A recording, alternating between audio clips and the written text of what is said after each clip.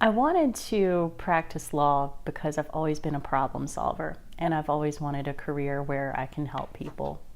I think that in the law you get to act as an interpreter and you get to act as a counselor. You get to help people out who aren't aware of a lot of the rights that they have and help them protect those rights when they might not be able to do it themselves. I went to law school at West Virginia University's College of Law, and at the time I was applying for law schools, West Virginia University's was ranked number 2 in the United States for women. It probably still ranks really high. I would imagine it's one of the best legal educations you can get in an affordable price. The rankings have continued to climb every single year since I started there. I started practicing in Charleston, West Virginia at a small transactional firm. I did a lot of bankruptcies, a lot of corporate reorganizations, purchases, land deals, that sort of thing. I did that for about 4 years. Then I moved over to a plaintiff's personal injury firm, also in Charleston.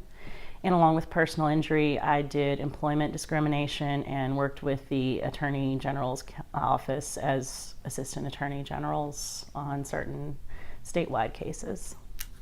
There are a lot of things that led to me starting my own practice, but I guess the most important thing to me was having control over the type of cases that I could take and really sort of going for it on my own, providing my special expertise to my clients in a way that was all mine and gave me the ability to do exactly what I wanted and help out the types of people that I wanted to help out and expand my own knowledge a lot in the process.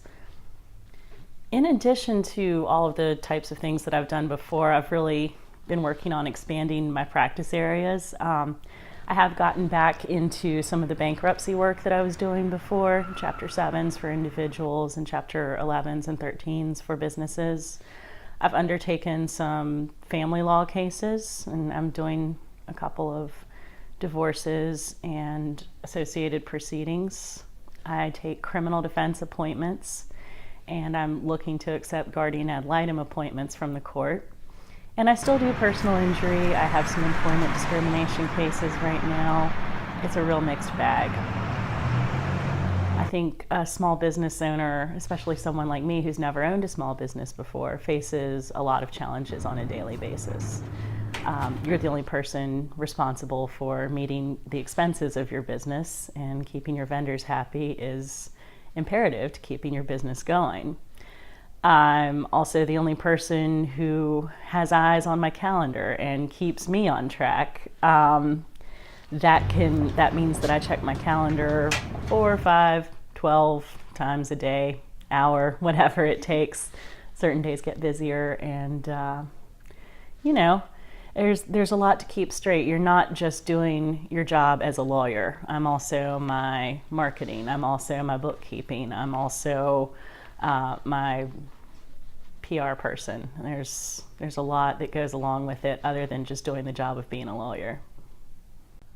I have learned so much from practicing law. Specifically since I opened my own practice, I've learned that it's definitely worth it to go into business for yourself. Once you can get past the fear of doing so, making the leap makes it all worthwhile. I've learned that every time I think that nothing else will surprise me, something else surprises me. Something comes along that I've never seen before, and I say, okay, this is new, and we figure out how to do that.